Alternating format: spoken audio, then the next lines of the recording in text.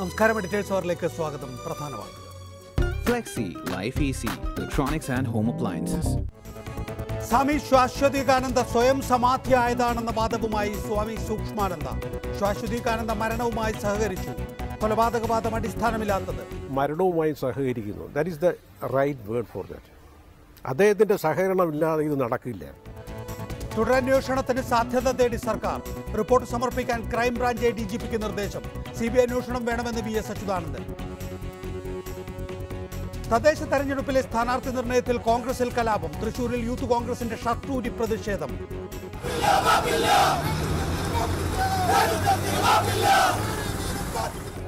കോഴിക്കോട് നേതാക്കളെ തടഞ്ഞുവെച്ചു. സുരേഷ് ബാബു കോഴിക്കോട് മേയർ സ്ഥാനാർത്ഥി. തർക്കങ്ങൾ തീർക്കുമെന്ന് VM സുധീരൻ. പാക് മുൻ മന്ത്രിയുടെ പുസ്തക പ്രകാശന ചടങ്ങ് സംഘടിപ്പിച്ച സുധീന്ദ്ര കുൽക്കർണിക്ക് നേരെ ആക്രമണം. ശിവസേന പ്രവർത്തകർ കുൽക്കർണിയുടെ മുഖത്ത് കരിയോയിൽ ഒഴിച്ചു. പ്രതിഷേധം തുടരുമെന്ന് ശിവസേന. കനത്ത സുരക്ഷാ വലയത്തിൽ പുസ്തക പ്രകാശന ചടങ്ങ്. ബീഹാറിൽ ആദ്യഘട്ട വോട്ടെടുപ്പിൽ 60% പോളിംഗ്. വോട്ടെടുപ്പ് സമാധാനപരം. പിന്നോക്കക്കാരൻ മുഖ്യമന്ത്രിയാകുമെന്ന പ്രചാരണത്തോട് യോജിപ്പില്ലെന്ന് മന്ത്രി രാജീവ് പ്രതാപ് റൂഡി റിപ്പോർട്ടറോട്. തോട്ടം തൊഴിലാളികളുടെ കൂലി പ്രശ്നത്തിൽ നാളെ ചർച്ച. പൊമ്പിളൂരുമേയും യൂണിയനുകളും ഒത്തുതീർപ്പിന്. 500 രൂപ കൂലി കിട്ടുമെന്ന് തോന്നുന്നില്ലെന്ന് S രാജേന്ദ്രൻ. സ്വാമി ശാശ്വതീകാനന്ദ സ്വയം സമാധിയായതാണ് എന്ന വാദവുമായി സ്വാമി സൂക്ഷ്മാനന്ദ.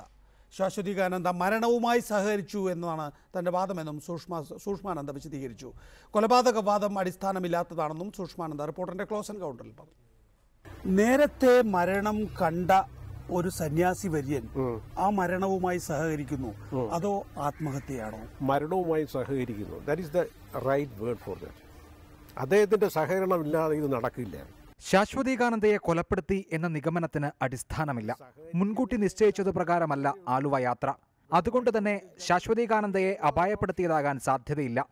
അന്ന് അവിടെ കുറഞ്ഞത് ഒരു 500 ആളുകളെങ്കിലും ഉണ്ടായിരുന്നിരിക്കണം. ഇപ്പോൾ ആർക്കെങ്കിലും എന്തെങ്കിലും അതിൽ ഒരു ആ രീതിയിൽ എന്തെങ്കിലും ചെയ്യണമെങ്കിൽ അങ്ങനെ ഒരു വെന്യൂ തിരഞ്ഞെടുക്കേണ്ട കാര്യമില്ല. സ്വാമി ഒറ്റയ്ക്ക് തന്നെ ഇപ്പം മുട്ടറ താമസിക്കുമ്പോൾ രാവിലെ 5 മണിക്ക് എഴുന്നേറ്റ് നടക്കാൻ പോകും. ഒറ്റയ്ക്കാണ്. തലയിലുണ്ടായ പാട് തെരച്ചിലിന് വന്ന വള്ളത്തിൽ ഇടിച്ച് ഉണ്ടായതാകാം. നമ്മൾ മനസ്സിലാക്കിക്കുന്നത് ശരിയാണെങ്കിൽ ഈ ഡെഡ് ബോഡി എടുക്കാൻ കുറച്ച് സമയമെടുക്കുന്നു. ഈ താഴെയെന്നോ മറ്റോ ഒക്കെ വന്ന വള്ളത്തിൻ്റെ എടുക്കുന്ന സമയത്ത് വള്ളത്തിൽ കയറി തട്ടിയതെന്നാണ് അന്നേരം ഞാൻ മനസ്സിലാക്കിയത്. സഹായി സാബുവിനെയും ഡ്രൈവർ അഭിലാഷിനെയും നുണപരിശോധനയ്ക്ക് വിധേയരാക്കിയതാണ്. ഒന്നും കണ്ടെത്തിയില്ല. സാബു ഇപ്പോൾ തന്റെ സഹായിയാണെന്നും സൂക്ഷ്മാനന്ദ പറഞ്ഞു. തുഷാർ വെള്ളാപ്പള്ളിയുമായി വാക്കേറ്റമുണ്ടായി എന്ന കഥ വിശ്വസിക്കുന്നില്ല. എന്നാൽ പുതിയ വെളിപ്പെടുത്തലിന്റെ അടിസ്ഥാനത്തിൽ അന്വേഷണം വേണം. ഒരു മനുഷ്യനെന്നുള്ള രീതിയിൽ എൻ്റെ അണ്ടർസ്റ്റാൻഡിങ്ങിന് പരിമിതികളുണ്ട്. അപ്പോൾ എൻ്റെ പരിമിതിക്ക് അതീതമായിട്ട് അല്ലെങ്കിൽ എൻ്റെ ശ്രദ്ധയിൽപ്പെടാത്ത കാര്യങ്ങളുണ്ടെങ്കിൽ ഉറപ്പായിട്ട് അന്വേഷിക്കണം. ഇപ്പോൾ പുറത്തുവരുന്ന വെളിപ്പെടുത്തലിൽ പലതും കെട്ടുകഥകളാണെന്നും സൂക്ഷ്മാനന്ദ ക്ലോസ് എൻകൗണ്ടറിൽ പറഞ്ഞു. റിപ്പോർട്ടർ തിരുവനന്തപുരം. വിഷയത്തിൽ നമ്മോടൊപ്പം MT Ramesh, advocate KN Santhosh Kumar, Biju Pappan, Biju Ramesh എന്നിവരാണ് വിവിധ സ്റ്റുഡിയോകളിൽ ഇപ്പോഴുള്ളതും പ്രതീക്ഷിക്കുന്നതും. അഡ്വക്കേറ്റ് KN സന്തോഷ്, ഈ വാദത്തെ അംഗീകരിക്കാനാവുന്നുണ്ടോ? സ്വയം സമാധിയായതാണ്, അറിഞ്ഞുകൊണ്ട് അദ്ദേഹത്തിന് നേരത്തെ തന്നെ അറിയാമായിരുന്നു സമാധിയാകുന്ന സമയം, ഇതിനോട് സഹകരിക്കുകയായിരുന്നു എന്നാണ് സ്വാമി സൂക്ഷ്മാനന്ദ പറയുന്നത്.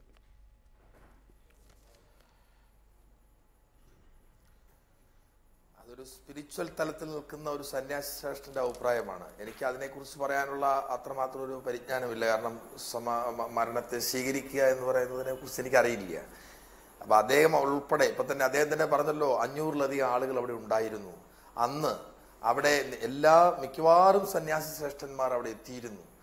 അന്നില്ലാത്ത ആരോപണം ഇപ്പോൾ ബഹുമാനായ ആദരണീയനായ ശിവഗിരി മഠാധിപതി ഇന്നലെയൊക്കെ ആയിട്ട് ഉന്നയിക്കുന്നു. അന്നേ എനിക്ക് സംശയമുണ്ടായിരുന്നു, അങ്ങനായിരുന്നു ഇങ്ങനായിരുന്നു പറയുമ്പോൾ ഞാൻ ബഹുമാനപ്പെട്ട നികേഷിന്റെ മുമ്പിൽ ഒരു ചെറിയ അഭിപ്രായം പറയുകയാണ്. ഈ വിഷയം രംഗത്ത് കൊണ്ടുവന്നത് ശ്രീ ബിജു രമേശാണ്. 2015 ജൂൺ മാസം 18-ാം തീയതി വന്ന ഒരു വാർത്ത, പ്രകാശാനന്ദ സ്വാമി നരേന്ദ്രമോദിയെ കണ്ടതാണ്. നരേന്ദ്രമോദിയെ കാണാൻ വേണ്ടി പോയത് എന്തിനാണ്? ആരാണ് കൊണ്ടുപോയത്? ഈ ഇരിക്കുന്ന ബിജു രമേശാണ് നരേന്ദ്രമോദിയുടെ അടുത്തേക്ക് ആരും അറിയാതെ രഹസ്യമായി പ്രകാശാനന്ദ സ്വാമിയെ കൊണ്ടുപോയത് എന്തിനാണെന്നറിയാവോ? ഏതെങ്കിലും തരത്തിൽ BJP മന്ത്രിസഭയിൽ എവിടെന്നെങ്കിലും ഒരു രാജ്യസഭാ അംഗമാകാൻ തനിക്ക് അതൊന്നും ഒരു കാര്യമില്ലാത്ത കാര്യം ദയവായി പറയല്ലേ ശ്രീ സന്തോഷ് കുമാർ. CMT രമേശ്, ഇങ്ങനെ വ്യത്യസ്തമായ വാദങ്ങൾ ഉയരുകയാണ്. ഇക്കാര്യത്തിൽ ഒരു അന്വേഷണം സംബന്ധിച്ച് ചില സൂചനകളെങ്കിലും പോലീസ് നൽകുന്നുണ്ട്. ഈ ചർച്ചയിൽ തന്നെ പലപ്പോഴും പറയാറുള്ളത് പോലെ വളരെ പ്രധാനപ്പെട്ട ഒരു കാര്യം എന്ന് പറയുന്നത് ശിവഗിരി മഠം അതിൻ്റെ ഒരുപക്ഷെ കേരളത്തിലെ ഒരു പവർ സെൻ്ററാണ്, ഒരു ആത്മീയ കേന്ദ്രമാണ്. അങ്ങനെയുള്ള ഒരു കേന്ദ്രത്തിൽ നിന്നൊരു ഉന്നത സന്യാസി ശ്രേഷ്ഠൻ മരിക്കുന്നു. അക്കാര്യത്തിൽ നിരവധി പേർക്ക് സംശയമുണ്ട്. ഇപ്പോൾ ശിവഗിരി മഠം പറഞ്ഞിരിക്കുന്നു, ഒപ്പം തന്നെ അദ്ദേഹത്തിൻ്റെ കുടുംബം പറഞ്ഞിരിക്കുന്നു. ഇക്കാര്യത്തിലൊരു അന്തിമമായ അന്വേഷണത്തിന് സാധ്യതയില്ലേ? എങ്കിൽ മാത്രമല്ലേ ശ്രീനാരായണ ഗുരു ഭക്തന്മാരെ സംബന്ധിച്ചിടത്തോളം, ശിവഗിരി മഠത്തിലെ സന്യാസിമാരെ സംബന്ധിച്ചിടത്തോളം ഒരു ശാന്തി ലഭിക്കൂ.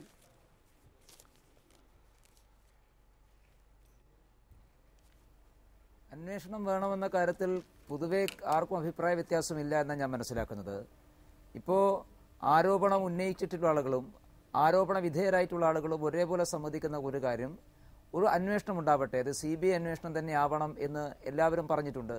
അപ്പോൾ സ്വാഭാവികമായിട്ടും അതിനെക്കുറിച്ചുള്ള നടപടിക്രമങ്ങൾ ഇനി നടത്തേണ്ടത് സംസ്ഥാന ഗവൺമെൻറ്റാണ്. സംസ്ഥാന ഗവൺമെൻറ്റിൻ്റെ പോലീസാണ്, ക്രൈംബ്രാഞ്ചാണ് ഇത് അന്വേഷിച്ചത്.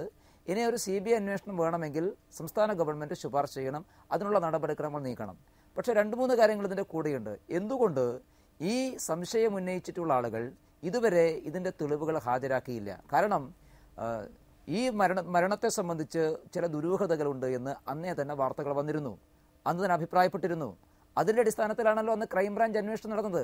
സാധാരണ ഒരു മരണമാണെങ്കിൽ ക്രൈംബ്രാഞ്ച് അന്വേഷണത്തിന് ആവശ്യമില്ല. അപ്പോൾ ക്രൈംബ്രാഞ്ച് അന്വേഷണം എന്ന് നടത്താനുള്ള കാരണം ഈ ശാശ്വതീകാനന്ദ സ്വാമിജികളുടെ മരണത്തെ സംബന്ധിച്ച് ദുരൂഹതയുണ്ട് എന്ന വന്ന വാർത്തയുടെ അടിസ്ഥാനത്തിലാണ്. ആ അന്വേഷണം നടക്കുന്ന ഘട്ടത്തിൽ എന്തെങ്കിലും തെളിവുകളുണ്ടെങ്കിൽ എന്തുകൊണ്ട് അന്ന് ഹാജരാക്കിയില്ല എന്ന വാദത്തിന് ഇപ്പോൾ പ്രസക്തിയുണ്ട്. രണ്ടാമത്തെ കാര്യം, ഇന്നിപ്പോൾ കേരളത്തിലെ പ്രബലമായിട്ടുള്ള 2 മുന്നണികൾ UDF-ഉം LDF-ഉം ഇത് ഏറ്റെടുക്കുന്നു. ഈ 2 കൂട്ടരും ശാശ്വതീകാനന്ദ സ്വാമിജിയുടെ മരണത്തിന് ശേഷം ഈ 2 പാർട്ടികളും കേരളത്തിൽ ഭരണം നടത്തിയിട്ടുണ്ട്. ബഹുമാനപ്പെട്ട പ്രതിപക്ഷ നേതാവ് കേരളത്തിൻ്റെ മുഖ്യമന്ത്രിയായിരുന്നു. ശ്രീമാൻ കോടിയേരി ബാലകൃഷ്ണൻ കേരളത്തിൻ്റെ ആഭ്യന്തരമന്ത്രിയായിരുന്നു. എന്തെങ്കിലും തരത്തിൽ ക്രൈംബ്രാഞ്ച് അന്വേഷണത്തിൽ അവ്യക്തതയുണ്ട് എന്നവർക്ക് തോന്നിയിരുന്നുവെങ്കിൽ, അല്ലെങ്കിൽ ഇന്ന് VS അച്യുതാനന്ദന് തെളിവുകൾ കൈമാറുമെന്ന് പറയുന്ന ആളുകൾക്ക് അന്ന് കൈമാറാമായിരുന്നു. അപ്പോൾ അന്ന് തെളിവുകൾ കൈമാറിയിട്ടില്ല. അന്ന് ക്രൈംബ്രാഞ്ച് അന്വേഷണത്തെ സംബന്ധിച്ച് അന്നത്തെ മുഖ്യമന്ത്രിക്കും ആഭ്യന്തരമന്ത്രിക്കും സംശയമില്ല. UDF-ഉം അധികാരത്തിലിരുന്നു, അവർക്കും സംശയമില്ല. ഇതൊന്നുമില്ലാതെ ഒരു പഞ്ചായത്ത് തെരഞ്ഞെടുപ്പിൻ്റെ വാതിൽക്ക് നിർത്തുമ്പോൾ ആരോപണങ്ങൾ വരുന്നു, ആ ആരോപണത്തെക്കുറിച്ച് അന്വേഷിക്കണമെന്ന് വരുന്നു. ഇതിന് പുറകിലുള്ള ചില മോട്ടീവ് കൂടി ഇവിടെ വ്യക്തമാണ്.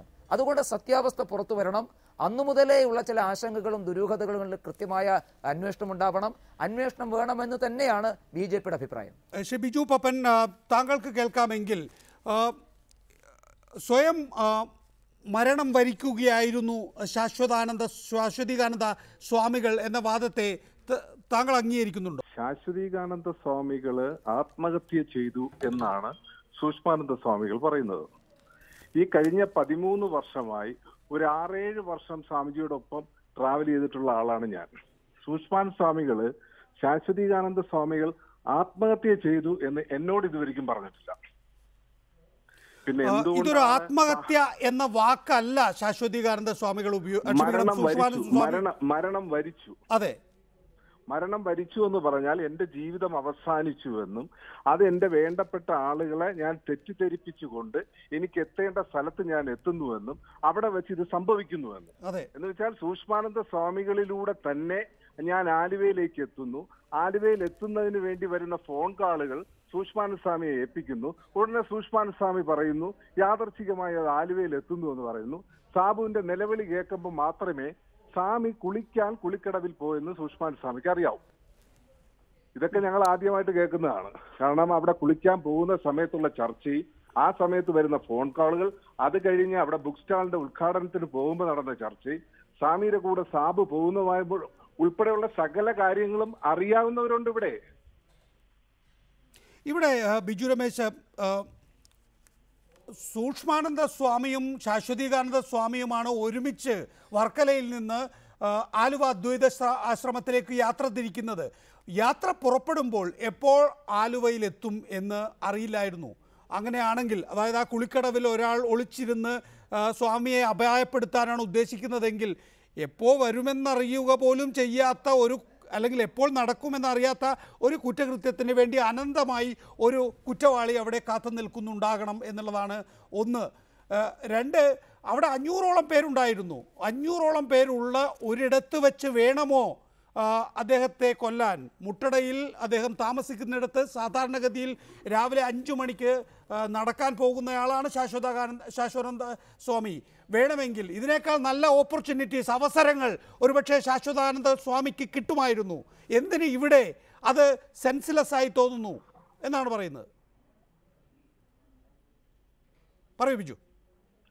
ശാശ്വതീകാനന്ദ സ്വാമികളുടെ സമാധിയാകാൻ അല്ലെങ്കിൽ സ്വയം മരണം വരിക്കുവാൻ വേണ്ടി ആലുവായി പോകേണ്ട കാര്യമില്ല. സ്വാമിജി മുട്ടടയിലും ശിവഗിരി മഠത്തിലും ബാക്കി ഒട്ടേറെ ശിവഗിരി മഠത്തിന്റെ കീഴിലുള്ള സ്ഥാപനങ്ങളുണ്ട്. ഈ 500 പേര് വരുന്ന ഒരു പുസ്തകത്തിന്റെ പ്രകാശനവും ഒരു ബുക്ക് സ്റ്റാളിന്റെ ഉദ്ഘാടനവും നടക്കുമ്പോൾ ആലുവ പുഴയിൽ ഇറങ്ങി സ്വയം മരണം വരിക്കേണ്ട കാര്യമില്ല. അതേ കണക്ക് സൂക്ഷ്മാനന്ദ സ്വാമികൾ പറയുന്ന പോലെ ശാശ്വതീകാനന്ദ സ്വാമികളെ ഏതെങ്കിലും സ്ഥലത്ത് വെച്ച് അപായപ്പെടുത്തുവാൻ അവർക്ക് കഴിയാം. പക്ഷേ സ്വാമിജിയെ ഇവിടെ വെച്ച് അപായപ്പെടുത്തുമ്പോൾ അത് ഇത്രയും കാലമായിട്ട് അത് ആത്മഹത്യ അല്ലെങ്കിൽ സ്വയം മരണം വരിച്ചു എന്ന് മാത്രമേ ആളുകൾ പറയുന്നുള്ളൂ.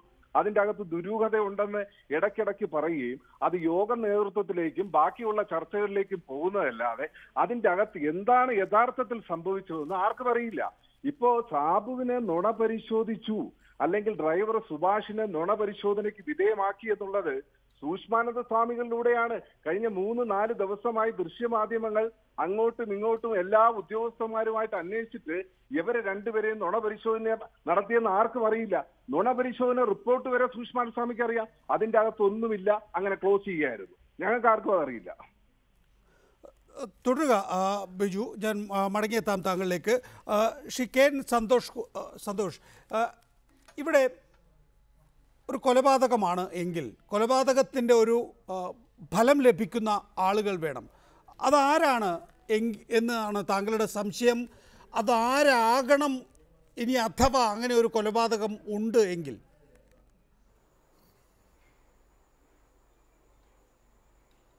നികേഷ്, നമ്മൾ ഏത് ഒരു കുറ്റകൃത്യം, ഞാൻ 22 വർഷമായി വക്കീൽ പണിയാണ് എൻ്റെ തൊഴിൽ. ക്രിമിനൽ കേസുകളൊക്കെ ചെയ്യുന്ന, സിവിൽ കേസ് ചെയ്യുന്ന ഒരു വക്കീലാണ്. ഒരു കുറ്റകൃത്യം ചെയ്യുമ്പോൾ അയാൾക്കൊരു മനസ്സും അതുകൊണ്ടൊരു ഉദ്ദേശവും ഇൻറ്റൻഷൻ വേണം, അല്ലെങ്കിൽ അതിൽ നിന്നൊരു ബെനിഫിറ്റ് കിട്ടണം. ഏത് കുറ്റകൃത്യങ്ങൾക്കും ഒരു ബെനിഫിറ്റ്. പക്ഷെ ഇവിടെ SNDP യോഗവും ട്രസ്റ്റും മഹത്തായ ശ്രീ ധർമ്മസംഘം ട്രസ്റ്റും ഒന്നായിരുന്നു ശാശ്വതീകാനന്ദ സ്വാമി ഉണ്ടായിരുന്നപ്പോൾ. SNDP യോഗത്തിൻ്റെ എല്ലാ കാര്യങ്ങളിലും ഒരു ഗുരുവിൻ്റെ സ്ഥാനത്ത് നിന്നതിനെ നയിക്കുകയും അതിനെ ആശീർവദിക്കുകയും ചെയ്ത ആളാണ് സ്വാമി. ആ സ്വാമിയുടെ മരണത്തിലൂടെ ആർക്ക് ഗുണം കിട്ടിയിട്ടുണ്ടെന്ന് ചോദിച്ചാൽ ഞങ്ങൾക്കൊരു ഗുണം ഉണ്ടാവത്തില്ല. ബഹുമാനായ യോഗ ജനറൽ സെക്രട്ടറിക്ക് ഒരു ഗുണവും വ്യക്തിപരമായി ഉണ്ടാകത്തില്ല. അദ്ദേഹത്തിൻ്റെ വിയോഗം ഞങ്ങൾക്കൊരു നഷ്ടമാണ്. എന്നാൽ ഇന്ന് ഈ അദ്ദേഹത്തിൻ്റെ വിയോഗത്തിലൂടെ ഇന്ന് ശിവഗിരി മഠത്തിൽ ഭരണം കൈയാളുന്ന ആളുകൾ അതിനുശേഷം വന്നവരാണ്. ഇവർ വന്നതിന് ശേഷം ഇന്ന് ശിവഗിരിയും യോഗവും രണ്ടായി മാറി. യോഗം ജനറൽ സെക്രട്ടറിക്ക് അവിടെ എൻട്രി ഇല്ല. എന്നാൽ യോഗത്തെ കടന്നാക്രമിക്കുകയും യോഗത്തെ ഉപദ്രവിക്കുകയും യോഗത്തിനെതിരെ നിന്ന് കേസ് കൊടുക്കുകയും ആക്രമിക്കുകയും ചെയ്യുന്ന പാമ്പും പഴുതാരയും എല്ലാം ഇന്ന് ശിവഗിരി മഠത്തിൽ അഭയം പ്രാപിച്ച അവിടുത്തെ നടത്തിപ്പുകാരാണ്. ഞാൻ നേരത്തെ പറഞ്ഞു, നികേഷ് നിർത്തിക്കളഞ്ഞ എന്നെ കൊണ്ട്. ഈ കഴിഞ്ഞ ജൂൺ മാസം 18-ാം തീയതി വന്ന വാർത്ത എന്ന് പറഞ്ഞാൽ ഈ ബിജു രമേശും പ്രകാശാനന്ദ സ്വാമിയും കൂടെ എന്തിന് ഡൽഹിക്ക് പോയി, എന്താണ് മറ്റ് സന്യാസിമാർ അറിയാതെ പോയത്, ഇതൊക്കെ അതീവ നിഗൂഢമായ രഹസ്യങ്ങളാണ്. കാരണം ഇതിനെ ഈ ഒരു സമയത്ത് ഇത് എന്തുകൊണ്ട് ഡിസ്ക്ലോസ് ചെയ്തു, എന്തുകൊണ്ട് ഈ ഒരു വാർത്ത പുറത്തുവിട്ടു? ഇത് രാഷ്ട്രീയ പ്രേരിതമാണ്. കാരണം BJPയും SNDP യോഗവുമായി അടുക്കുന്നു, നരേന്ദ്രമോദിയെ യോഗ ജനറൽ കാണുന്ന ഒരു പുതിയ ഒരു വഴിത്തിരിവുണ്ടാകുന്നു, ഒരു വലിയ മുന്നേറ്റം ഉണ്ടാകുന്നു എന്ന് വരുമ്പോൾ ഇതിനെ ശിഥിലമാക്കുകയും ചിഹ്നഭിന്നമാക്കുവാനുള്ള ഒരു വലിയ കണ്ണാണ് ശ്രീ ബിജു രമേശിനുള്ളതെന്ന് ഞാൻ മനസ്സിലാക്കുകയാണ്. ഇത് ഈ പറയുന്ന അച്യുതാനന്ദൻ, ബഹുമാനപ്പെട്ട അച്യുതാനന്ദൻ മുഖ്യമന്ത്രിയായിരുന്നപ്പോൾ ഈ പരാതി ഉണ്ടായിരുന്നു. അദ്ദേഹത്തിന് ഒന്നും ചെയ്യാൻ കഴിഞ്ഞിട്ടില്ല. ഇന്ന് അദ്ദേഹം പറഞ്ഞു, ഒരു കുട്ടിപ്പത്രത്തിൽ ഞാൻ വായിച്ചു, അദ്ദേഹം CBIക്ക് വേണ്ടി കോടതിയെ സമീപിക്കുന്നു. അദ്ദേഹം എല്ലാത്തിനും കോടതി. അപ്പോൾ കോടിയേരി ബാലകൃഷ്ണൻ SNDP യോഗം വളരെ പ്രധാനപ്പെട്ടതാണ്. ശിവഗിരി മഠം വളരെ പ്രധാനപ്പെട്ടതാണ്. നിൽക്കൂ ശ്രീ സന്തോഷ്, ഞാനൊന്ന് വരട്ടെ, താങ്കളിലേക്ക് തിരിച്ചെത്താം. എല്ലാത്തിനും ബഹളം ഉണ്ടാക്കല്ലേ ദയവായി. ശ്രീ രമേശ്, SNDP യോഗവും ശിവഗിരി മഠവും എല്ലാം തന്നെ വളരെ പ്രധാനപ്പെട്ട രണ്ട് സങ്കേതങ്ങളാണ്, സംവിധാനങ്ങളാണ്. അവിടെയാണ് ഈ പരസ്പരമായ വൈരുദ്ധ്യം വരുന്നത്. ഇപ്പോൾ സംശയങ്ങൾ ഒരുപക്ഷെ നീളുന്നത് ഇന്നിപ്പോൾ സൂക്ഷ്മാനന്ദ പോലും പറയുന്നത് ഒരു ഘട്ടത്തിൽ എനിക്കെതിരെ പോലും ആരോപണം ഉണ്ടായിരുന്നു, പറഞ്ഞു കേൾക്കുമ്പോൾ ഞാനിതിൽ ഇൻവോൾവ് ആണോ എന്ന് എനിക്ക് തന്നെ തോന്നുന്നു എന്ന്. ആ നിലയിൽ പ്രത്യാരോപണങ്ങൾ വരികയാണ്. ഇത്രയധികം പരസ്പര കാലുഷ്യമുള്ള സന്യാസിമാർ തമ്മിൽ തന്നെ ഏറ്റുമുട്ടുന്നൊരു സാഹചര്യമുണ്ട്. അങ്ങനെ പരസ്പരം വലിയ തോതിലുള്ള കാലുഷ്യമുള്ള ഒരു ഇടമായി ഇതൊക്കെ മാറുന്നു. അവിടെയാണ് 2001 വീണ്ടും ശാശ്വതികാനന്ദയുടെ നേതൃത്വത്തിലുള്ള ഒരു പുതിയ സംവിധാനം അവിടെ ചുമതലയേൽക്കുന്നത്. അവിടെ ശാശ്വതികാനന്ദ നേരിട്ട് മത്സരിക്കുന്നില്ല, പകരം പിന്നണിയിൽ ഇരുന്നു കൊണ്ട് മത്സരം നിയന്ത്രിക്കുകയാണ് ചെയ്യുന്നത്. ഇതൊക്കെ കണ്ടപ്പോഴാണ് തനിക്ക് ശാശ്വതികാനന്ദക്ക് എന്തോ ഒരു ലക്ഷ്യമുണ്ട് എന്ന തോന്നലുണ്ടായത് എന്ന് സ്വാമി സൂക്ഷ്മാനന്ദ പറയുന്നു. 2002 ജൂലൈ 1 ഇത് സംഭവിക്കുകയും ഒക്കെ ചെയ്യുന്നു. സ്വാഭാവികമായും ഈ പറയുന്ന പരസ്പര വിരോധമുണ്ടല്ലോ, സംഘർഷമുണ്ടല്ലോ, അത് ഇങ്ങനെ ഒരു അപകടം സംഭവിച്ചതിന് കാരണമായിക്കൂടെ? ഇവിടെ സൂക്ഷ്മാനന്ദ പറയുന്നത് ഇത് കൊലപാതകമല്ല എന്നതിനപ്പുറത്തേക്ക് തൻ്റെ മരണം അത് എക്സ്റ്റേണലായ വേറെ എന്തൊക്കെയോ കാരണങ്ങൾ കൊണ്ട് സംഭവിക്കും എന്നറിയാമായിരുന്നു, അതിനുമായി സഹകരിക്കുമായിരുന്നു. എക്സ്റ്റേണലായ എന്തെങ്കിലുമൊക്കെ ഉണ്ട് എന്ന് പറയുമ്പോൾ അത് കൊലപാതക പോലാകാം. അദ്ദേഹം പറയുന്നുണ്ട്, രോഗം വന്നു മരിക്കുകയോ അല്ലെങ്കിൽ ഒരു കൊലപാതകമോ എന്നൊക്കെ പുറത്തു നിന്ന് നോക്കുന്നവരുടെ കാഴ്ചപ്പാടാണ്. മരിക്കുന്നയാളെ സംബന്ധിച്ചിടത്തോളം അതെങ്ങനെയായാലും മരിക്കാൻ പോവുകയാണ്. ആ നിലയിൽ ഒരു എക്സ്റ്റേണലായ കാരണം പോലും ഉണ്ടായേക്കാം. ഈ പറയുന്ന ഒരുപക്ഷെ ശാശ്വതികാനന്ദ വ്യവഹരിച്ച മേഖലയുമായി ബന്ധപ്പെട്ടുള്ള എക്സ്റ്റേണലായ എന്തോ കാരണമായിരിക്കണം എന്നാണ് ശാശ്വതികാനന്ദ തന്നെ ധരിക്കുകയും അതിനോട് സഹകരിക്കുകയും ചെയ്തത് എന്നാണ് സൂക്ഷ്മാനന്ദ പറയുന്നത്. അത്രയ്ക്ക് കാലുഷ്യമുണ്ട് ഈ സന്യാസി ജീവിതത്തിൽ തന്നെ എന്നാണ് നമ്മൾ അതിൽ നിന്ന് പഠിക്കേണ്ടത്, മനസ്സിലാക്കേണ്ടത്.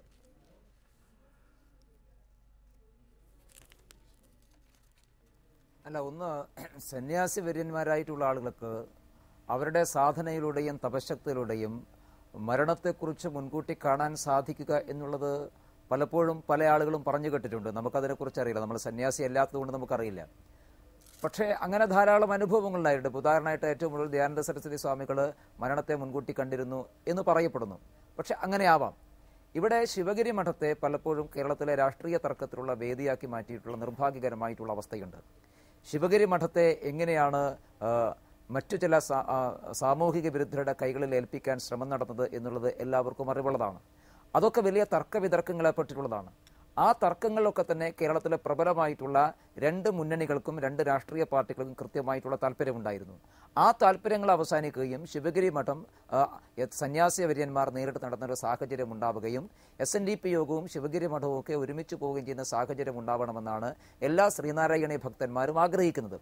അപ്പോൾ സ്വാഭാവികമായിട്ടും അത്തരമൊരു സാഹചര്യം ഉണ്ടാകാനുള്ള ഒരു പശ്ചാത്തലം ഇപ്പോൾ നിലവിലുണ്ട്. അതിനെ തുരങ്കം വെക്കാൻ ആളുകൾക്ക് ആഗ്രഹമുണ്ടാകാം. ഇപ്പോൾ ഇവിടെ പ്രധാനപ്പെട്ട ഒരു കാര്യം, ഈ ശാശ്വതികാനന്ദ സ്വാമിജികൾ മരിച്ചപ്പോൾ അതിനെക്കുറിച്ച് അന്വേഷിക്കണമെന്ന് അന്ന് മുതലേ ആവശ്യപ്പെട്ട പാർട്ടി BJP.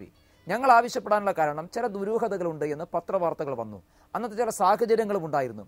അന്ന് അന്വേഷിക്കണം. ഞാൻ നേരത്തെ പറഞ്ഞല്ലോ, ക്രൈംബ്രാഞ്ച് അന്വേഷിക്കാനുള്ള പ്രധാനപ്പെട്ട കാരണം, ഇപ്പോൾ ഒരാൾ ആത്മഹത്യ ചെയ്താണെങ്കിൽ ക്രൈംബ്രാഞ്ച് അന്വേഷിക്കേണ്ട ആവശ്യമില്ലല്ലോ, അല്ലെങ്കിൽ ആ മരണത്തിൽ ദുരൂഹതയൊന്നും ഉണ്ടായിരുന്നില്ല എങ്കിൽ, ആർക്കും സംശയം ഉണ്ടായിരുന്നില്ല എങ്കിൽ ക്രൈംബ്രാഞ്ച് അന്വേഷിക്കേണ്ട കാര്യമില്ലല്ലോ. ക്രൈംബ്രാഞ്ച് അന്വേഷിക്കാനുള്ള കാര്യം അന്ന് ദുരൂഹതയുണ്ട് എന്ന് വാർത്തകൾ വന്നുകൊണ്ട് അത് ക്രൈംബ്രാഞ്ച് അന്വേഷിച്ചു.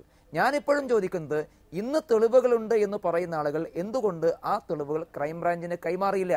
അന്ന് മാറിയിരുന്നെങ്കിൽ ഇന്ന് എന്തിനാ ശിവഗിരി മഠത്തെയും ഒരു സന്യാസിയുടെ മരണത്തെയും ഇന്നും ഒരു ദുരൂഹതയുടെ മുൾമുനമ്പിൽ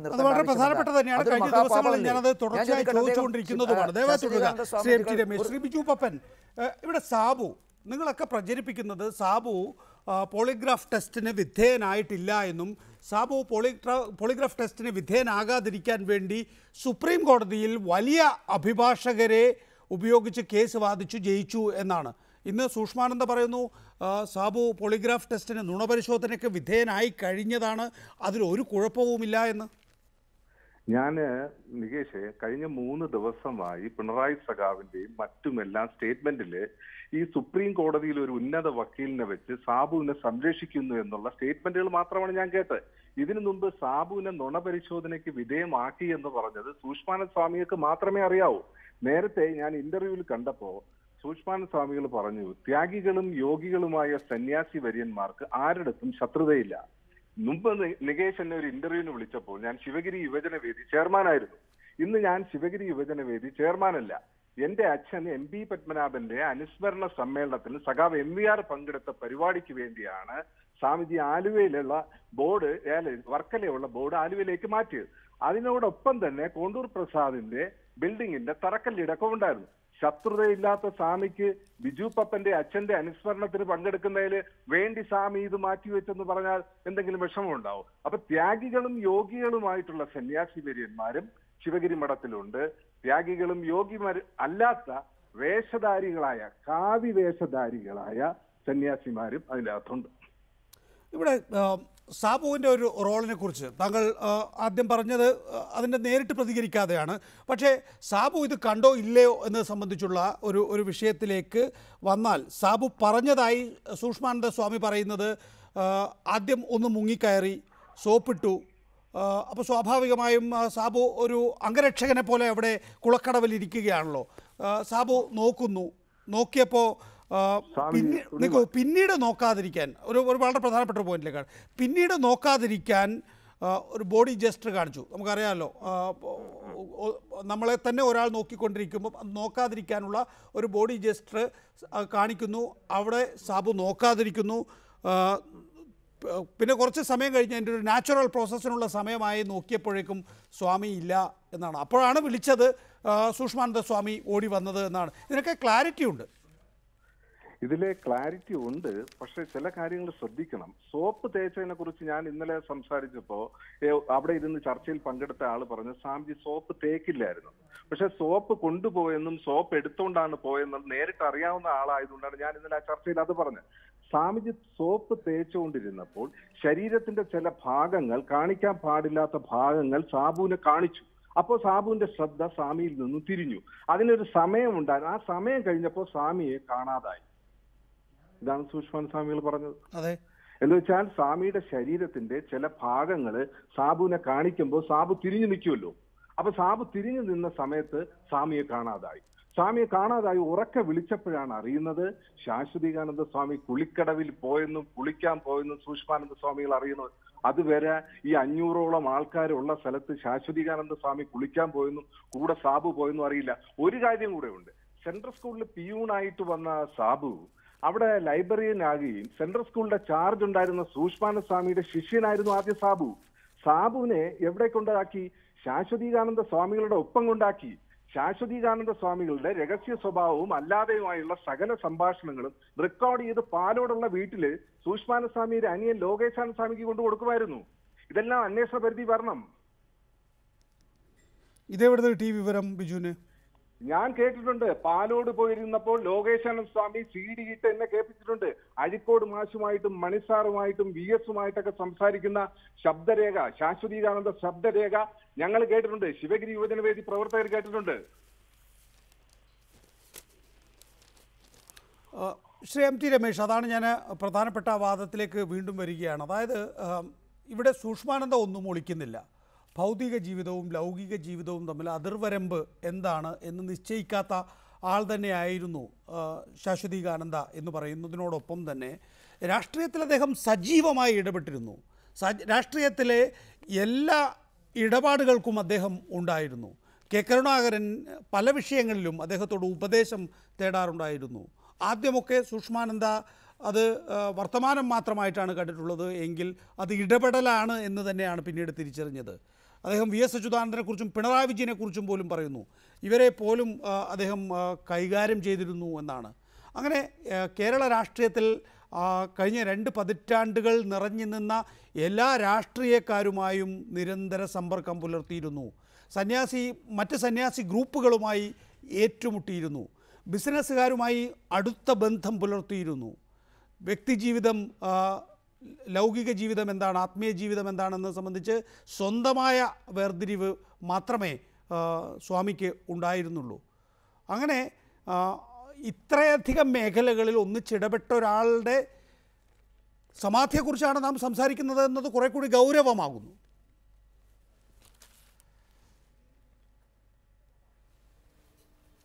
തീർച്ചയായിട്ടും ഗൗരവമാണ്.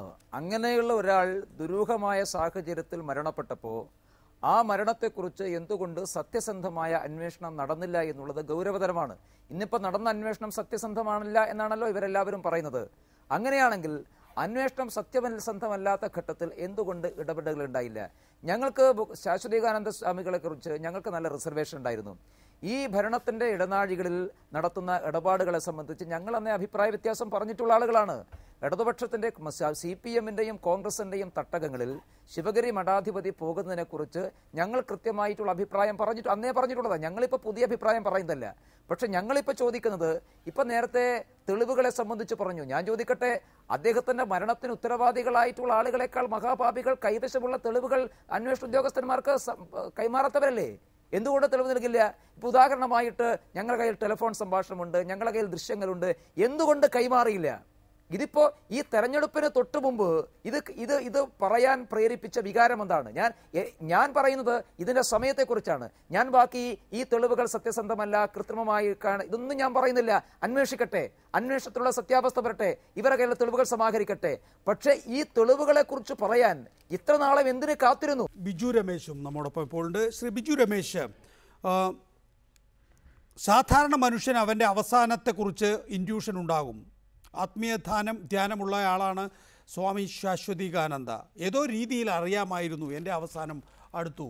അങ്ങനെ മരണത്തെ സ്വീകരിക്കുകയായിരുന്നു എന്നാണ് സ്വാമി സൂക്ഷ്മാനന്ദ പറയുന്നത്. അത് ഏതെങ്കിലും തരത്തിൽ താങ്കളുടെ നിരീക്ഷണവുമായി യോജിച്ചു പോകുന്നുണ്ടോ?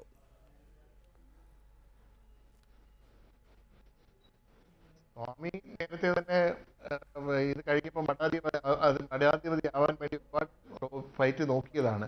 അപ്പൊ അതുകൊണ്ട് അദ്ദേഹത്തിന്റെ ആഗ്രഹം കൊണ്ട് പറയുന്നതായിരിക്കാമെന്ന് എനിക്ക് പറയാൻ കഴിയുള്ളൂ. കാരണം സ്വാമി നേരത്തെ തന്നെ വെള്ളാപ്പള്ളി നടേശനെതിരെ കരുക്കൾ നീക്കുന്നു കാര്യങ്ങൾ എനിക്ക് വളരെ വ്യക്തമായിട്ട് അറിയാം. കാര്യം സ്വാമി വെള്ളാപ്പള്ളി നടേശൻ ഈ അഴിമതികളുടെ കാര്യങ്ങൾ വന്നപ്പോൾ തന്നെ സ്വാമി ഇവിടെ വന്ന് അച്ഛനെ കാണുകയും ഇവിടെ ഓഫീസ് ഈഴവ മഹാസഭ എന്ന് പറഞ്ഞ ഓഫീസ് തുടങ്ങാനുള്ള ഒരു മുറിയുടെ താക്കോലും മേടിച്ചുകൊണ്ട് സ്വാമി തന്നെ പോയി അത് തുടങ്ങി. വെള്ളാപ്പള്ളിക്ക് എതിരെ ഈഴവ സഭ വർക്ക് ചെയ്ത് തുടങ്ങിയപ്പോൾ വെള്ളാപ്പള്ളി എന്നെ വിളിച്ചിട്ട് പറഞ്ഞു, അവിടെ ഈഴവ മഹാസഭയ്ക്ക് കൊടുത്തിരിക്കുന്നത് അത് അവന്മാരെ ഉടനെ ഒഴിപ്പിക്കണം, അവർ നമുക്കെതിരെ ആണ് പണിയെടുക്കുന്നതെന്ന് പറഞ്ഞു. ഞാൻ നേരെ അച്ഛനോട് ചെന്ന് പറഞ്ഞു അതിന് സ്വാമിയാണ് എൻ്റെ താക്കോല് മേടിച്ചുകൊണ്ട് പോയത്, എന്തിനാണെന്ന് എനിക്കറിയില്ല എന്ന് പറഞ്ഞു. ഇത് വെള്ളാപ്പള്ളിയോട് പറഞ്ഞപ്പോൾ അപ്പൊ അതിന്റെ പിന്നിൽ സ്വാമിയാണ് എന്ന് വെള്ളാപ്പള്ളി നടേശൻ എടുത്ത് ചോദിക്കുന്നത്. സ്വാമിയാണോ? ഞാൻ പറയും സ്വാമിയാണ്. അവിടെ തൊട്ടാണ് അതിനകത്തുള്ള വർക്ക് സ്വാമി സ്റ്റാർട്ട് ചെയ്ത് കഴിഞ്ഞിരുന്നു എന്നുള്ളതിന്റെ സാങ്കേതിക പ്രശ്നം ഉണ്ടെന്ന് തോന്നുന്നു. ബിജു രമേശ്, ഞാൻ ഒരിക്കൽ കൂടി താങ്കളിലേക്ക് മടങ്ങിയെത്താം. ഒന്നുകൂടി താങ്കളുടെ ശബ്ദം ശരിയാവട്ടെ എന്ന് വിചാരിക്കുകയാണ്. ഇവിടെ സന്തോഷ്, ഇത് നിങ്ങളിലുള്ള സംശയം, അതായത് SNDP യോഗം ജനറൽ സെക്രട്ടറിയിലുള്ള സംശയത്തെ ഇല്ലായ്മ ചെയ്യുന്നുണ്ടോ?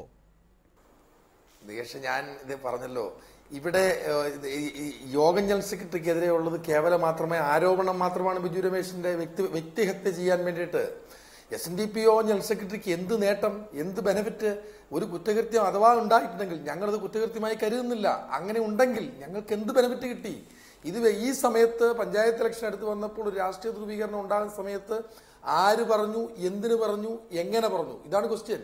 എന്തിന് ഇത്ര നാളും മറച്ചു വെച്ചൊരു സാധനം? There is A concealment. That concealment is an offence. Indian ശിക്ഷാ നിയമത്തിലെ 212 വകുപ്പ് പ്രകാരം ഒരു സത്യസന്ധമായ ഒരു കാര്യം, ഒരു കുറ്റകൃത്യത്തെക്കുറിച്ച് അറിവ് കിട്ടിയ ഒരു പൗരൻ അത് അപ്രോപ്രിയേറ്റ് ഫോറത്തിൽ അറിയിക്കാതിരിക്കുകയും ഇൻഫോം ചെയ്യാതിരിക്കുകയും ചെയ്താൽ, if it is a capital punishment, he will be liable to 5 years imprisonment and compensation കൊടുക്കാൻ ബാധ്യസ്ഥനാണെന്ന് നിയമം പറയുന്നു. അപ്പോൾ 5-6 വർഷമായി ബിജു രമേശ് അറിഞ്ഞ ഒരു വസ്തുത അത് മറച്ചു വെക്കുകയും അപ്രോപ്രിയേറ്റ് ഫോറത്തിൽ അറിയിക്കാതിരിക്കുകയും ചെയ്തത് തന്നെ ഒരു കുറ്റകൃത്യമാണ്. ഒരു കുറ്റം ചെയ്ത വ്യക്തി ഇന്നൊരു സുപ്രഭാതത്തിൽ അത് വിളിച്ചു പറയുകയാണ്, യോഗം ജനറൽ സെക്രട്ടറിയുടെ നിർദ്ദേശപ്രകാരം ഞാനാണ് കൊല ചെയ്തതെന്ന് പറയുമ്പോൾ അതൊരു ആരോപണമാണ്. അത് ഞാൻ ഇന്ന് പറയാൻ ഉദ്ദേശിച്ചതാണ്. ഗുണം കിട്ടിയവരെ ഇതിനകത്ത് കക്ഷി ചേർക്കണം. ഹലോ, കേൾക്കാം. പക്ഷേ ശ്രീ സന്തോഷ്, ഇത് ബിജു രമേശിന്റെ മാത്രം ആക്ഷേപമല്ല. ഇപ്പോൾ ഇത് ശാന്തയുടെ ആക്ഷേപമാണ്. ശാശ്വതീകാനന്ദയുടെ പെങ്ങൾ ശാന്തയുടെ ആക്ഷേപമാണ്. ശിവഗിരി മഠത്തിന്റെ ആക്ഷേപമാണിത്. ഈയിടെയല്ലേ ശാന്ത ആക്ഷേപം പറഞ്ഞത്? അല്ലല്ല, ശാന്ത ഇത് തുടർച്ചയായ ആക്ഷേപം ഉന്നയിച്ചു വരികയായിരുന്നു. പറയിപ്പിക്കുന്നതല്ലേ പലരും? അല്ല, പറയിപ്പിക്കുന്നതാണെങ്കിലും പറയുന്നതാണെങ്കിലും ഒരുപക്ഷെ ശിവഗിരിയിലെ ഏറ്റവും മുതിർന്ന സന്യാസി വര്യനാണ് പ്രകാശാനന്ദ. പ്രകാശാനന്ദ കഴിഞ്ഞ ദിവസം കോട്ടയത്ത് വാർത്താ സമ്മേളനത്തിൽ പറയുന്നത് ഒരുപക്ഷെ ഈ ശാന്ത പറയുന്നതിനേക്കാളും ബിജു രമേശ് പറയുന്നതിനേക്കാളും ഒക്കെ ഗൗരവത്തിലെടുക്കണം. അദ്ദേഹം പറയുന്നു, ഞാൻ അവിടെ പോയിരുന്നു, എന്നിട്ട് എവിടെ വെച്ചാണ് മരിച്ചത് എന്ന് കാണിച്ചു കൊടുക്കാൻ പറയുന്നു. കാണിച്ചു കൊടുക്കുന്നു. അവിടെയാണ് റിപ്പോർട്ടർ ചാനൽ ഈ പ്രബുദ്ധ കേരളത്തോട് പറയേണ്ടത്. അല്ല, അവിടെയാണ് ഈ റിപ്പോർട്ടർ ചാനലിലൂടെ പ്രബുദ്ധമായ കേരളം കാണേണ്ടത്. ഇവിടെ ബഹുമാന്യനായ ആദരണീയനായ ശ്രീനാരായണ ഗുരുസ്വാമി ഇരുന്ന കസേരയിൽ ആ പ്രകാശാനന്ദ സ്വാമിയുടെ പാദങ്ങളിൽ നിരവധി തവണ പാദത്തിൽ ഞാൻ സ്പർശിച്ച് പ്രാർത്ഥിച്ചിട്ടുള്ള ആളാണ്. അദ്ദേഹം എന്തുകൊണ്ടത് ഇപ്പോൾ പറയുന്നു? 13 വർഷം മൗനമായി മിണ്ടാതിരുന്ന അദ്ദേഹം ഇപ്പോൾ എന്തുകൊണ്ട് പ്രകാശാനന്ദ ഇങ്ങനൊരു സ്റ്റേറ്റ്മെന്റ് നടത്തുന്നു? എന്തുകൊണ്ടായിരിക്കും പറയുന്നത് ശ്രീ സന്തോഷ്? ഇവിടെ സ്വാസികാനന്ദ സ്വാമിയുടെ വിയോഗത്താൽ ഗുണമുണ്ട്. ഹലോ, എന്തുകൊണ്ടായിരിക്കും പ്രകാശാനന്ദ ഇപ്പോൾ അങ്ങനെ പറയുന്നത്?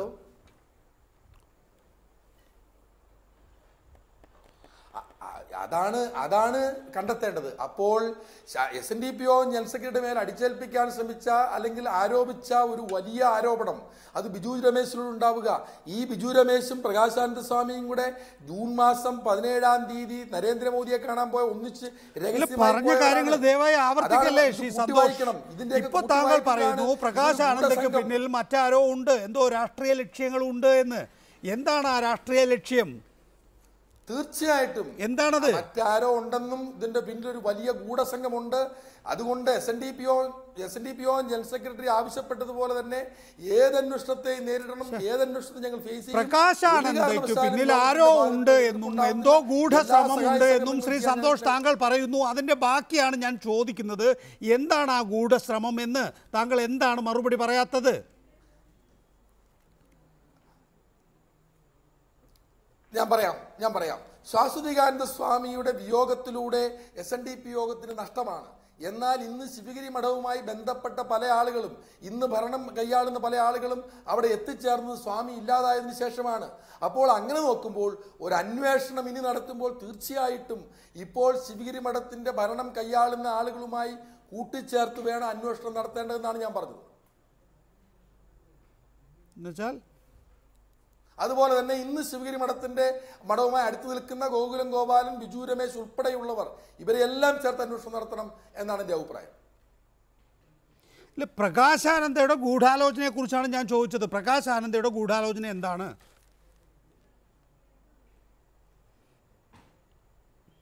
പ്രകാശാനന്ദ ഗൂഢാലോചന നടത്തിയിട്ടുള്ളതിന്റെ തെളിവാണല്ലോ ഈ ബിജു രമേശ് ഉൾപ്പെടെയുള്ളവർ ഈ അടുത്ത ദിവസവും ഇതൊരു സംഘമായി മാറിയല്ലോ. ഇന്ന് SNDP യോഗത്തെ ധർമ്മസംഘത്തിൽ നിന്ന് അകറ്റിയല്ലോ. ഞങ്ങളുടെ ആധ്യാത്മിക കേന്ദ്രമാണ്, ഞങ്ങളുടെ ആധ്യാത്മിക പീഠമാണിത്. അതിന്റെ അടിത്തറ ഈ രാജ്യത്തെ ഈഴവ സമുദായങ്ങളാണ്.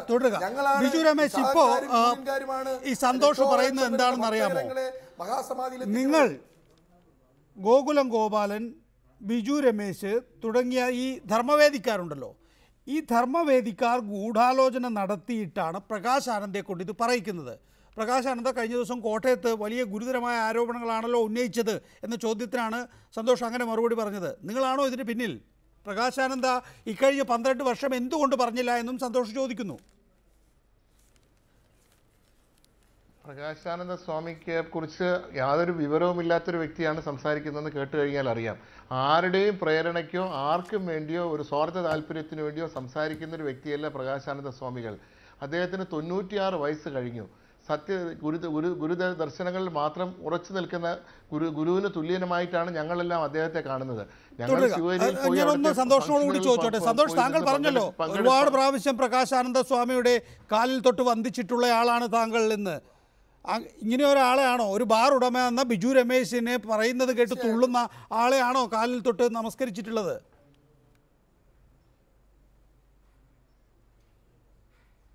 നമ്മളത് പിന്നീടല്ലേ ഇപ്പം ഈ ഒരു വെളിപ്പെടുത്തലിലൂടെ എനിക്കുണ്ടായിരുന്ന ഭക്തിയും വിശ്വാസവും ചോർന്നു പോകും. ഇത് പ്രബുദ്ധ കേരളത്തിലെ ഭയങ്കര ഗുരുതരമായ വിഷയമാണ്. ശിവഗിരി മഠം എന്ന് പറയുന്നത് ഞങ്ങളുടെ ആധ്യാത്മിക കേന്ദ്രമാണ്. ശിവഗിരി മഠാധിപതിയായിരുന്ന ബ്രഹ്മാനന്ദ സ്വാമികൾ എൻ്റെ അമ്മയുടെ സഹോദരനാണ്. എനിക്ക് അഭേദ്യമായ ബന്ധം. ബിജു രമേശ്, അല്പം മുമ്പ് സന്തോഷ് പറഞ്ഞത് ശിവഗിരി മഠത്തിലെ ഇഴജന്തുക്കളും പാമ്പുകളും ഒക്കെയാണ് എന്നാണ്. എന്റെ പിതാവിന്റെ കസിനാണ്. അവിടെ ഈ ഒരു വെളിപ്പെടുത്തൽ വന്നതിന് ശേഷം സന്തോഷിന് അവിടുത്തെ ഭക്തിയും ബഹുമാനവും ഒക്കെ നഷ്ടപ്പെട്ടു. അപ്പോൾ ഗുരുദേവനും എല്ലാം കൊണ്ടുള്ള മൊത്തത്തിലുള്ള ഭക്തിയൊക്കെ അദ്ദേഹത്തിന് നഷ്ടപ്പെട്ടു. വളരെ ഒരു വ്യക്തി അല്ലെങ്കിൽ അതോട് എന്തെങ്കിലും പറഞ്ഞുകൊണ്ട് ഇല്ല, പ്രകാശാനന്ദയോടുള്ള അല്ലെങ്കിൽ ഇപ്പോ പ്രകാശാനന്ദ സ്വാമി ഒരിക്കലും പറഞ്ഞിട്ടില്ല. കുറഞ്ഞു വരികയാണ്. ഞങ്ങളുടെ വിഷയമല്ല അത്. പക്ഷെ പറഞ്ഞ ഘട്ടത്തിൽ ഞാൻ അതിന് ഒരു മറുപടി അതിലെനിക്ക് എനിക്ക് മനസ്സിലാകാത്ത ഒരു ചോദ്യം, പ്രകാശാനന്ദ സ്വാമി ഒരിക്കലും പറഞ്ഞിട്ടില്ല വെള്ളാപ്പള്ളി നടേശനാണ് ചെയ്തതെന്ന് പറഞ്ഞിട്ടില്ല. സ്വാമിയുടെ മരണത്തിൽ ദുരൂഹതയുണ്ട്, അത് അന്വേഷിക്കണമെന്ന് മാത്രമേ അദ്ദേഹം പറഞ്ഞുള്ളൂ. അത്രയും പറഞ്ഞാൽ അദ്ദേഹത്തോടുള്ള ഭക്തിയും ആദരവും പോകുന്നു എന്ന് പറഞ്ഞാൽ നമ്മുടെ വിഷയം അതല്ല. സന്തോഷം മനസ്സിലാക്കേണ്ട കാര്യം ശ്രീ ബിജു രമേശ്, എന്റെ വിഷയം ശാശ്വതകാനന്ദ സ്വാമികൾ എങ്ങനെയാണ് സമാധിയായത് എന്നതാണ്. ഇപ്പോൾ പുതിയൊരു വാദം വന്നിരിക്കുന്നു. സ്വാമി സൂക്ഷ്മാനന്ദ ടെലിവിഷൻ ചാനലിനോട് പറഞ്ഞിരിക്കുന്നു അദ്ദേഹം അത് മരണം വരിച്ചതാണ് എന്ന്, അറിഞ്ഞുകൊണ്ട് മരണത്തിലേക്ക് പോയിരിക്കുകയാണ് എന്ന്. താങ്കളത് നേരത്തെ പറയുകയായിരുന്നു, പക്ഷേ എനിക്ക് വ്യക്തമായിരുന്നില്ല കേട്ടത്. എന്തായിരുന്നു പറഞ്ഞത് ശ്രീ ബിജു രമേശ്? സ്വാമി ഒരിക്കലും മരിക്കാനായിട്ടുള്ള തയ്യാറെടുപ്പായിരുന്നില്ല. സ്വാമിക്ക് ശത്രുത ഈ വെള്ളാപ്പള്ളി നടേശനെ അധികാരത്തിലെത്തിയ സ്വാമിയാണെങ്കിൽ ഇറക്കാനും അറിയാമെന്ന് പറഞ്ഞിട്ടാണ് സ്വാമി ദുബായിൽ നിന്ന് വെള്ളാപ്പള്ളി നടേശൻ്റെ കൂടെ പറഞ്ഞിട്ട് ഇറങ്ങിപ്പോരുന്നത്. അതിനുശേഷമാണ് സ്വാമിക്ക് ബഹറിൽ വെച്ച് ഈ സംഭാഷണം ഉണ്ടാവുകയും ദുബായിൽ വെച്ച് സ്വാമിക്ക് മർദ്ദനമേൽക്കുകയും ചെയ്തത്. അതിനുശേഷം സ്വാമി ഡൽഹി ഫ്ലൈറ്റിന് വരികയും വന്നതിന് ശേഷം തിരുവനന്തപുരത്ത് എത്തിയതിനു ശേഷം പലരെയും വിളിച്ചു പറഞ്ഞു, വരണം, നമുക്ക് ഒന്ന് സംഘടിക്കണം, ഒന്ന് കൂടേണ്ട അത്യാവശ്യ കാര്യങ്ങളുണ്ട്. വിളിച്ച നിരവധി പേരെ എനിക്കറിയാം. അവരുടെയൊക്കെ പറയുകയാണെങ്കിൽ അതിന് ഒരുപാട് സമയം എടുക്കുമെന്നുള്ളതാണ് പറയുന്നത്. സൂക്ഷ്മാനന്ദ സ്വാമി പറയുന്നത് ശാശ്വതീകാനന്ദ വലിയ ശക്തനായ ഒരു മനുഷ്യനായിരുന്നു. വെള്ളാപ്പള്ളി നടേശന് ശാശ്വതീകാനന്ദയുടെ രോമം തൊടാനുള്ള ശക്തി അന്നുണ്ടായിരുന്നില്ല 12 വർഷങ്ങൾക്ക് മുമ്പ്. ഭയപ്പെട്ടത് സ്വാമി തിരിച്ചു വന്നപ്പോൾ സ്വാമി ആ കസേരയിൽ നിന്ന് ഇറക്കുമെന്നുള്ള ഭയപ്പാട് കൊണ്ട് തന്നെ ആയിരിക്കണം. അതാണ് നമ്മുടെ പറയുന്ന സംശയം നിഴലിക്കുന്നത്. ഈ പ്രിയൻ എന്ന് പറയുന്ന വ്യക്തി വെള്ളാപ്പള്ളി നടേശന്റെ സഹോദരിയുടെ മകനായ അറക്കത്ര സന്തോഷിന്റെ വണ്ടികളുടെ ചുമതല നോക്കുന്ന ഒരു വ്യക്തിയാണ്. അപ്പോൾ ഇപ്പോഴും സന്തോഷിന്റെ കൂടെ നിൽക്കുന്ന യൂണിയൻ തെരഞ്ഞെടുപ്പിലുമൊക്കെ മറ്റു ഗുണ്ടകളെയും കൊണ്ടുവന്ന് അവിടെ നിർത്തിയിരുന്ന നേതൃത്വം കൊടുത്തിരുന്ന വ്യക്തിയാണ് ഈ പ്രിയൻ. അപ്പൊ അതുകൊണ്ട് തന്നെയാണ് ഇതിന് സംശയം അതിലേക്ക് നിഴലിക്കുന്നത്, വെള്ളാപ്പള്ളിയിലേക്ക് വിരൽ ചൂണ്ടാനുണ്ടെന്ന് നിൽക്കുന്നത്. ഈ സാബുവിനെ ഇന്നും പ്രൊട്ടക്ട് ചെയ്യുന്നതിന്റെ പിന്നിൽ സൂക്ഷ്മാനന്ദ സ്വാമി എന്തുകൊണ്ടാണ് പ്രൊട്ടക്ട് ചെയ്യുന്നത്? എന്തുകൊണ്ടാണ് സാബുവിനെ നാർക്കോ അനാലിസിസ് ടെസ്റ്റിന് വിധേയനാക്കാതിന് പകരം ഒഴിവാക്കുന്നതിലേക്ക് വേണ്ടി സുപ്രീം കോടതിയിലേക്ക് വേണ്ടി പണം പമ്പ് ചെയ്തതിന്റെ പിന്നിൽ ആരാണെന്ന് ചർച്ചയ്ക്ക് വരണം എന്നൊക്കെ താങ്കൾ അതൊന്നും കേട്ടില്ല. അതുകൊണ്ടാണ് ഈ പ്രശ്നം മുഴുവൻ. ഇന്നിപ്പോ ശാശ്വതാനന്ദ സ്വാമി പറയുന്നത് ആ പോളിഗ്രാഫ് ടെസ്റ്റിന് സാബു വിധേയനാക്കപ്പെട്ടു. സൂക്ഷ്മാനന്ദ സ്വാമി പറയുന്നത് പോളിഗ്രാഫ് ടെസ്റ്റ് സാബുവിന്റെ കഴിഞ്ഞു, അതിലൊരു കുഴപ്പമില്ല എന്നാണ്. നിങ്ങൾ അറിയുന്നില്ല ഇതൊന്നും, നിങ്ങളൊന്നും കേസിന്റെ വിശദാംശങ്ങളിൽ പോകുന്നില്ല. കേസ് പഠിച്ച ആളാണ് Sukshmananda. Polygraph test narco analysis test എന്നാണ് അദ്ദേഹം ഒഴിവാക്കിച്ചത്. ഇന്നിപ്പോ ഹിന്ദുസ്ഥാൻ എന്ന് പറയുന്ന വർക്കലയിലെ ബാർമാനായിട്ടാണ് ഈ പറയുന്ന സാബു വർക്ക് ചെയ്യുന്നത്. അപ്പോൾ അവിടെ ജോലി മേടിച്ചു കൊടുത്തിരിക്കുന്നത് സൂക്ഷ്മാനന്ദ സ്വാമിയാണ്. ഇപ്പൊ സൂക്ഷ്മാനന്ദ സ്വാമി ഇവിടെ കെയർ ഓഫിലാണ് അവിടെ നിൽക്കുന്നത്. പക്ഷേ ഈ സാബുവിനെ സാമ്പത്തികമായി മറ്റു രംഗങ്ങളിലേക്ക് ആരാണ് അതിന് പിന്നിലെന്നുള്ളത്? സ്വാമിയുടെ കൂടെ ആയിരുന്നു സാബു. പിന്നീട് സമാധിയായപ്പോൾ എൻ്റെ കൂടെ വന്നു, ഞാൻ സംരക്ഷിച്ചു, ഞാനത് തുറന്നു പറയുന്നു. ഞാൻ എന്തിനു പേടിക്കണം? പക്ഷേ ഇത് സുപ്രീം കോടതിയിലേക്ക് പോയപ്പോൾ, നാർക്കോ അനാലിസിസ് ടെസ്റ്റ് വേണ്ടി സുപ്രീം കോടതിയിലേക്ക് പോയപ്പോൾ ഇവിടുത്തെ സീനിയർ അഭിഭാഷകനെ വെക്കുന്നതിനുള്ള സമ്പത്ത് ആരാണ് നൽകിയത്? എന്തുകൊണ്ടത് നാർക്കോ അനാലിസിസ് ടെസ്റ്റ് നിന്ന് മാറി നിൽക്കേണ്ട ഒരു അവസ്ഥയുണ്ടായി? ഉണ്ടായിട്ടില്ല എന്നാണ് സ്വാമി സൂക്ഷ്മാനന്ദ പറയുന്നത്. താങ്കൾ പറയുന്നത് പോളിഗ്രാഫ് അല്ല, നാർക്കോ അനാലിസിസ് ആണ്. നാർക്കോ അനാലിസിസ് ആണെങ്കിലും പോളിഗ്രാഫ് ആണെങ്കിലും ഒറ്റ വിഷയമായിട്ടേ അത് പരിഗണിക്കാൻ ഇടയുള്ളൂ. രണ്ടായി നാർക്കോ അനാലിസിസ് അല്ല, പോളിഗ്രാഫ് കഴിയുന്നവർക്ക് നാർക്കോ അനാലിസിസ് പറ്റില്ല എന്ന് പറഞ്ഞ് കോടതിയിൽ പോകേണ്ട സാഹചര്യമുണ്ടോ എന്നുള്ളത് ഒരിക്കൽ കൂടി ഞാൻ പരിശോധിച്ചോളാം. തുടരുക ദയവായി. ശ്രീ ബിജു പപ്പൻ, താങ്കൾ ഫോണിലായിരുന്നു നേരത്തെ കാര്യങ്ങൾ പറഞ്ഞിരുന്നത്. ഈ ഒരു വാദത്തോട്, അതായത് ഈ സൂക്ഷ്മാനന്ദ സ്വാമിയുടെ കൂടെ ആയിരുന്നല്ലോ ശാശ്വതീകാനന്ദ സ്വാമിയുടെ നിര്യാണത്തിന് ശേഷം താങ്കൾ ഉണ്ടായിരുന്നത്. എന്തുകൊണ്ടാണ് ബിജു പപ്പനെ പോലെ ശിവഗിരി യുവജന സമിതിയുമായി സഹകരിച്ചു പോയിരുന്ന, അല്ലെങ്കിൽ ആദ്യം ശാശ്വതീകാനന്ദ സ്വാമിയുടെയും പിന്നീട് സൂക്ഷ്മാനന്ദയുടെയും ഒക്കെ ഉണ്ടായിരുന്ന ബിജു പപ്പനെ പോലുള്ളവർ വർഷങ്ങൾക്ക് ശേഷം, നേരത്തെ സന്തോഷ് ചോദിച്ച ഒരു പ്രസക്തമായ ചോദ്യമാണത്, വർഷങ്ങൾക്ക് ശേഷം മാത്രം ബോധ്യമാവുന്നത് ഇതിനകത്ത് വലിയ തോതിലുള്ള കുഴപ്പങ്ങളുണ്ട് എന്ന്?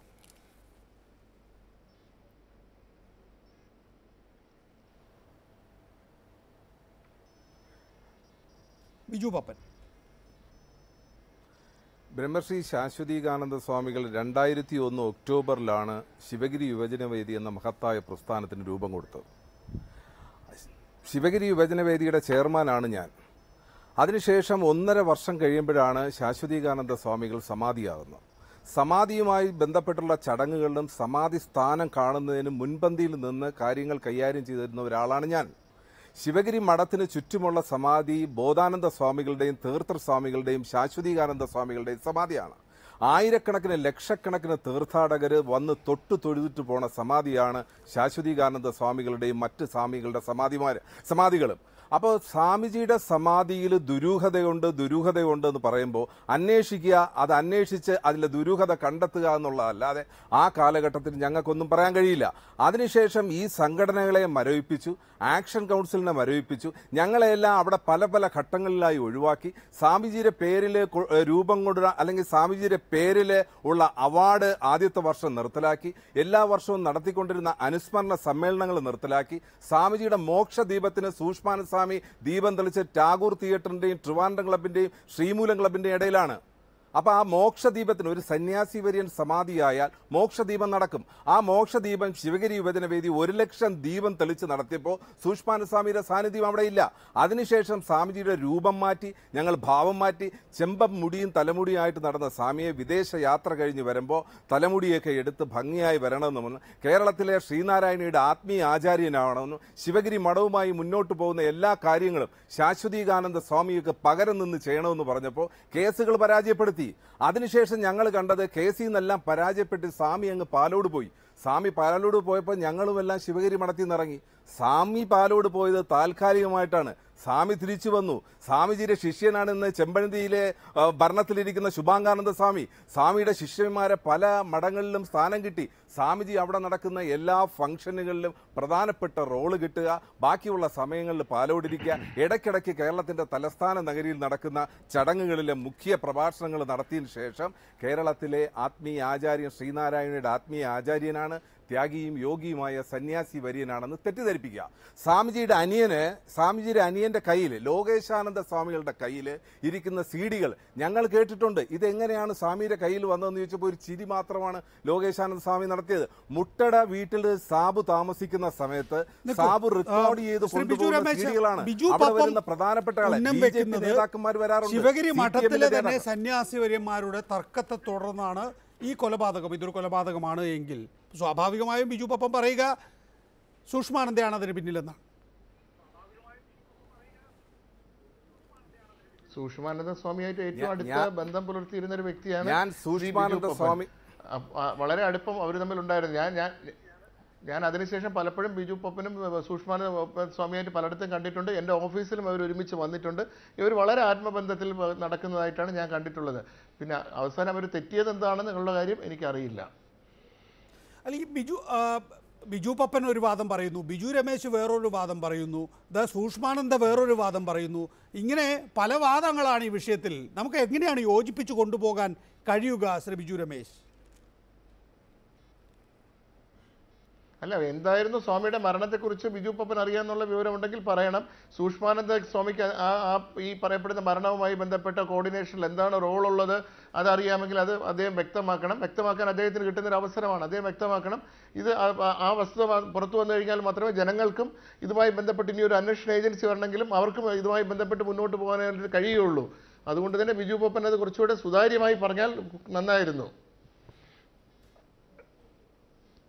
ബിജു പപ്പൻ വ്യക്തതയോടുകൂടി പറയുന്നത് നന്നായിരിക്കും. എന്തായാലും ഈ കാര്യത്തിൽ എനിക്ക് തോന്നുന്നത് ശ്രീ ബിജു പപ്പൻ ശിവഗിരി യുവജന വേദിയുടെ ചെയർമാൻ എന്നുള്ള നിലയിൽ എനിക്ക് ഓർമ്മയുണ്ട് താങ്കളുമായി ഞാൻ ഇന്ത്യ വിഷൻ മുതൽ സംസാരിച്ചുകൊണ്ടിരിക്കുന്നുണ്ട് ഈ വിഷയത്തിൽ. താങ്കൾക്കറിയാവുന്ന കാര്യങ്ങൾ എന്തൊക്കെയാണ് എന്ന് പരിശോധിച്ച് പഠിച്ചിട്ടുള്ള ആളെന്നുള്ള നിലയിൽ, പ്രത്യേകിച്ച് താങ്കൾ ഇപ്പോൾ സംശയിക്കുന്നവരുമായി ഏറ്റവും കൂടുതൽ ഇടപഴകിയിട്ടുള്ള ആളെന്നുള്ള നിലയിൽ കുറെ കൂടി വ്യക്തത നൽകേണ്ടി വരും ശ്രീ ബിജു പപ്പൻ.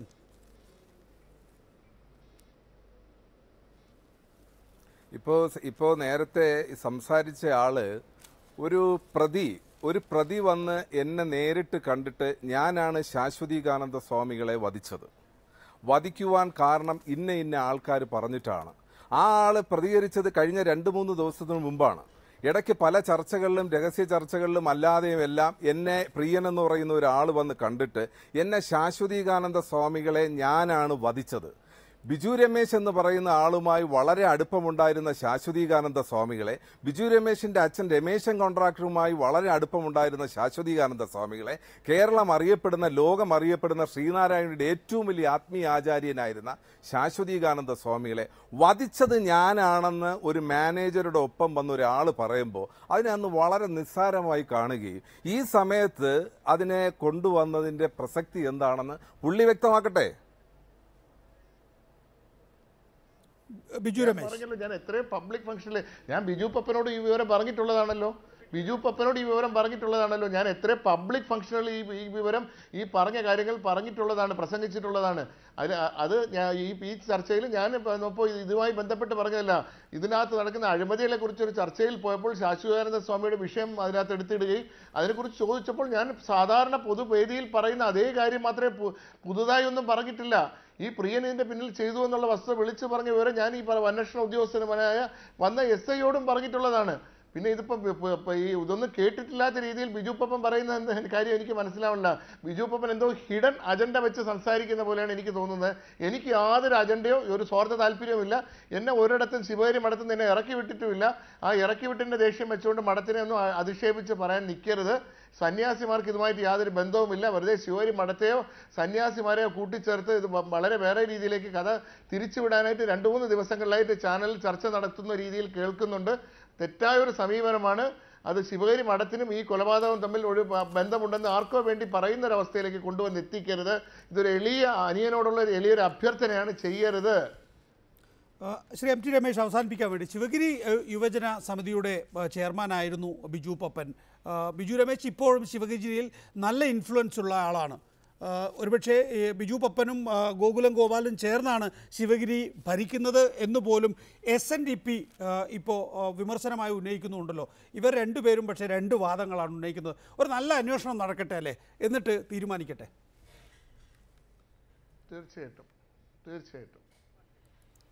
തീർച്ചയായിട്ടും ഒരു കാര്യം ഞാൻ കൃത്യമായിട്ട് പറഞ്ഞു. ശിവഗിരി മഠാധിപതി സ്വാമി പ്രകാശാനന്ദ സ്വാമികൾ ആരുടെയെങ്കിലും സമ്മർദ്ദത്തിനോ നിർബന്ധത്തിനോ വഴങ്ങി അഭിപ്രായം പറയുന്ന ഒരാളാണ് എന്ന വിശ്വാസം എനിക്കില്ല. പ്രകാശാനന്ദ സ്വാമികൾ ഇപ്പോൾ ഒരു ദുരൂഹതയുണ്ട് എന്ന് പറഞ്ഞിട്ടുണ്ടെങ്കിൽ അത് സ്വാഭാവികമായിട്ടും അത് അന്വേഷിക്കേണ്ടതാണ്. ആരോപണ വിധേയനായിട്ടുള്ള വ്യക്തി SNDP യോഗത്തിന്റെ ജനറൽ സെക്രട്ടറി ബഹുമാനപ്പെട്ട വെള്ളാപ്പള്ളി നടേശൻ തന്നെ പറഞ്ഞു, അന്വേഷിക്കണം. ഇതുമായി ബന്ധപ്പെട്ട എല്ലാ കേന്ദ്രങ്ങളും പറഞ്ഞ് അന്വേഷണം. ഇനി പന്ത് സംസ്ഥാന സർക്കാരിന്റെ കോർട്ടിലാണ്. സംസ്ഥാന ഗവൺമെന്റ് തീരുമാനിക്കട്ടെ. 2 കാര്യങ്ങൾ സ്റ്റേറ്റ് ഗവൺമെന്റ് വ്യക്തമാക്കണം. ഒന്ന്, ക്രൈംബ്രാഞ്ചിന്റെ റിപ്പോർട്ടിൽ എന്താണ് പറയുന്നത്? ഉദാഹരണമായിട്ട് ഇവിടെ സാബു എന്ന് പറയുന്ന ഒരാളെ നുണപരിശോധനയ്ക്ക് വിധേയമാക്കിയെന്നും ഇല്ല എന്ന് പറയുന്നു. എന്താണ് യഥാർത്ഥമായ റിപ്പോർട്ട്? ക്രൈംബ്രാഞ്ചിന്റെ ഫൈൻഡിങ്സ് എന്താണ്? ക്രൈംബ്രാഞ്ചിന്റെ അന്വേഷണം എന്തായിരുന്നു? അത് സംസ്ഥാന ഗവൺമെന്റ് ആദ്യം ജനങ്ങളോട് പറയട്ടെ. അതിനുശേഷം ഇത് ഒരു ഹയർ ഏജൻസി അന്വേഷിക്കുന്നതിനെ ഞങ്ങൾ സ്വാഗതം ചെയ്യുന്നു.